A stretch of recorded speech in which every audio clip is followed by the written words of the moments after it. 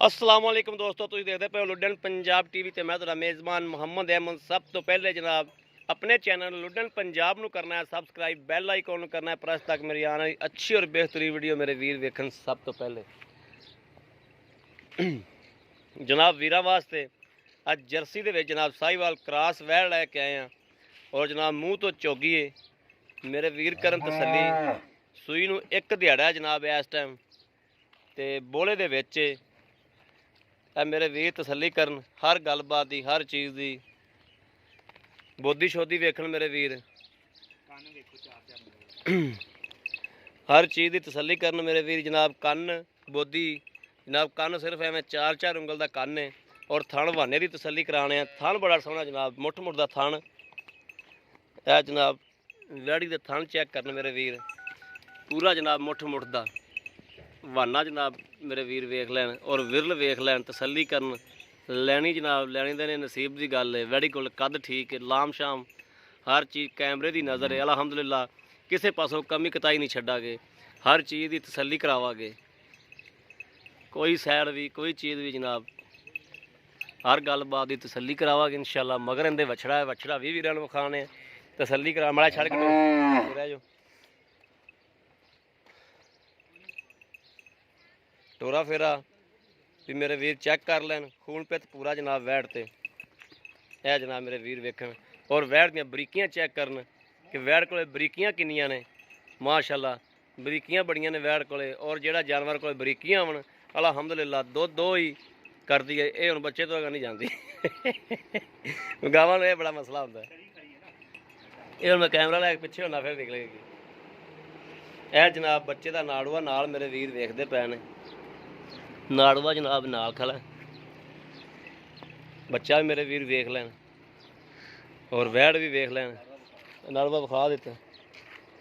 नाड़ूआ जनाब नेड़े जाके विखावां। ए जनाब नाड़ूआ खलोता खिंच लिया कल। हाँ नाड़ूआ भी जनाब नाल खड़ा है। मूँह चेक करवाओगा कितना बरीक। हाँ बरीकियां दसदियां पियां वैड़ कोल बड़ियां बरीकियां माशाल्लाह। बरीकियां मेरे वीरां नूं भी कैमरे की नज़र है। हर चीज़ बरीकियां कद लाम हर चीज़ वैड़ जनाब तसल्ली बख्श है। हाँ पहला वारा सूई है। हाँ पहला वारा जनाब सूई है, मूँह तो चोगी है। ये वंड करने वाले जेडे दोस्त ने वीर ने वो जानवर नूं वेखदे ही वंड कर लेंदे ने कि जानवर की चीज़ है। बाकी तो जनाब नसीब की गल है, लैनी उन्हें हुंदी जिंदे नसीब च हुंदी है। ये फलियां खांदी है जी जनाब। अस्सलाम वालेकुम जी। वालेकुम सलाम जी भाई जी ये तो अपने घर दी है।